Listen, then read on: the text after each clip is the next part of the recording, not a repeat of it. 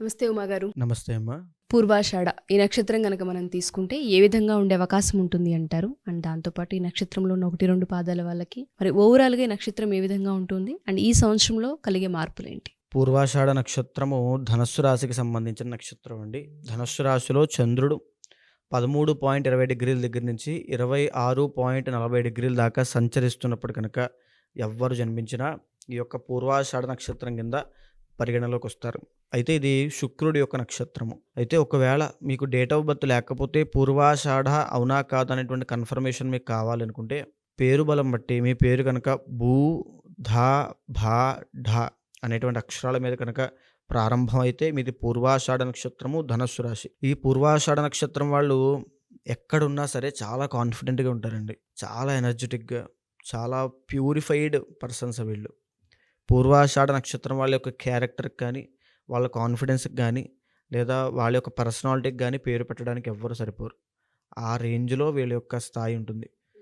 అయితే 2025 మనం ప్రస్తుతం దాని గురించి మాట్లాడుకుంటున్నాం కాబట్టి అండి, ఈ ధనస్సు రాశి వాళ్ళకి మనం ముందు మాట్లాడుకున్న నక్షత్రం లాగానే అర్ధాశ్రమ శని ప్రారంభం కాబోతుంది. అర్ధాశ్రమ శని అంటే జాతకంలో 4th హౌస్లోకి గోచారపరంగా శని రావడము. ధనస్సు నుంచి లెక్క పెడితే ధనస్సు, మకరము, కుంభము, మీనము. మీనంలోకి శని మార్చి 30వ తారీఖున వస్తున్నాడు. సో వచ్చిన తర్వాత అర్ధాశ్రమ శని దోషం ప్రారంభమవుతుంది.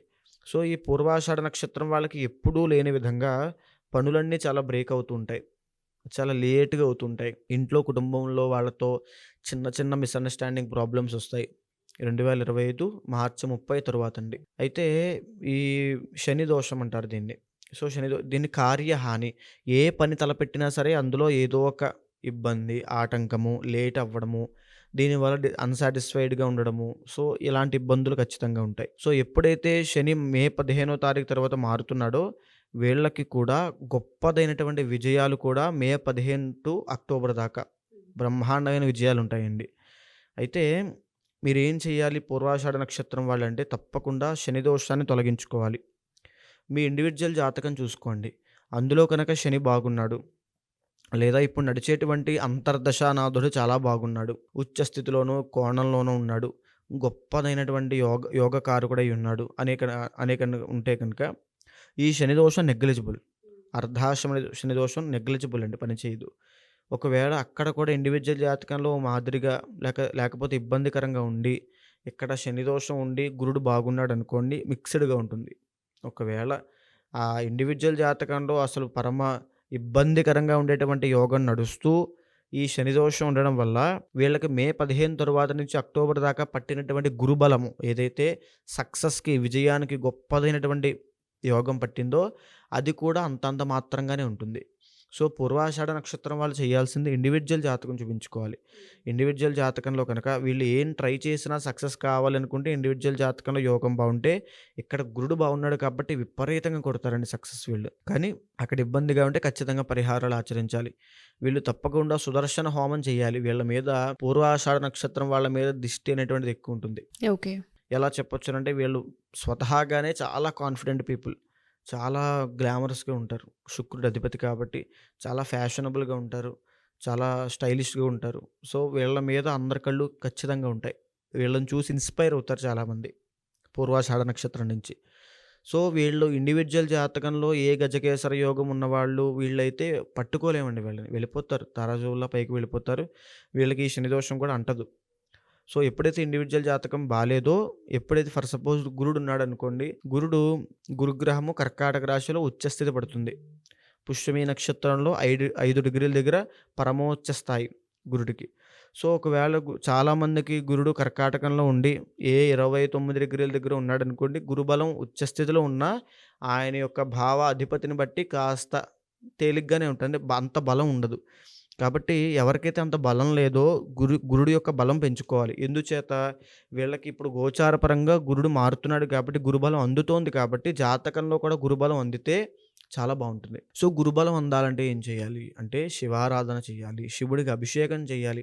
ఆవు పాలు, ఆవు పెరుగు, తేనె, పంచదార, ఆవు నెయ్యి వీటితో అభిషేకం నిత్యము ఇంట్లో అభిషేకం చేయడము, దత్తాత్రేయ స్వామి వారి యొక్క మంత్రాన్ని చదవడము, ఆయన యొక్క దర్శనం చేయడము, ఆరాధన చేయడము, లేకపోతే గోసేవ చేయడము లాంటివి గురుబలం పెంచుకోవడం వల్ల వీళ్ళకి ఆల్రెడీ గురుబలం అందుతోంది గోచార పరంగా. ఇండివిడ్యువల్ జాతకంలో బాలేకపోతే చెప్తున్నానండి. కనకపుష్య రాగం ధరించడము లాంటివి చేయడం వల్ల గొప్పదైన సక్సెస్సు, గొప్పదైన మార్పులు, ఐడెంటిటీ, పేరు ప్రఖ్యాతులు అనేటువంటివి వస్తాయి. వీళ్ళకి అర్ధాష్టమ శని దోషం పడుతుంది కాబట్టి, శని బాలేదు కాబట్టి ప్రతినిత్యము ఆంజనేయ స్వామిని ఆరాధన చేయాలి. 2025లో ఈ పూర్వాషాఢ నక్షత్రం వాళ్ళు ఆంజనేయ స్వామి యొక్క ఆరాధన తప్పకుండా చేయండి. కార్యసిద్ధి కలగాలి. ఈ శని ఏం చేస్తుంటాడు? కార్యహాని చేస్తుంటాడు. సో, ఆంజనేయ స్వామి యొక్క ఆరాధన చేయడం వల్ల శని దోషం పోతుంది. తద్వారా కార్యసిద్ధి కలుగుతుంది. సో, ఎప్పుడైతే ఆంజనేయ స్వామి యొక్క ఆరాధన, గురుబలం పెంచేటువంటి ప్రయత్నములు చేస్తారో, ఇండివిడ్యువల్ జాతకంలో ఏదైతే దోషాలు ఉంటాయో వాటికి సంబంధించిన పరిహారాలు ఆచరిస్తారో చాలా బాగుంటుంది.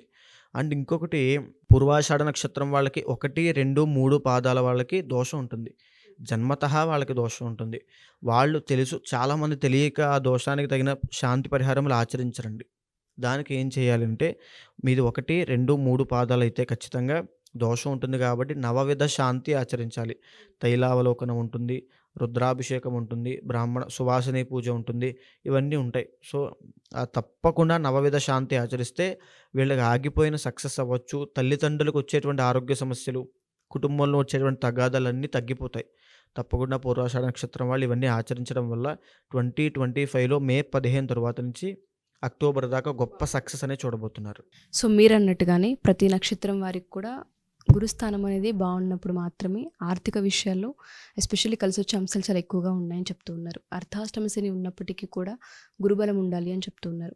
ఎవరికైతే శని ప్రభావం ఉన్నా, అర్ధాష్టమ శని ఉన్నా, లేదంటే గురు ప్రభావం మాకు లేదు, ఫినాన్షియల్స్లో చాలా ఇబ్బందులు పడుతూ ఉన్నాం అనుకునే వాళ్ళందరూ కూడా పర్సనల్గా అపాయింట్మెంట్ కావాలి అనుకున్నా, లేదా పూజలు చేయించుకోవాలనుకున్నా ఏ విధంగా మిమ్మల్ని కన్సల్ట్ అవ్వాలి అంటారు?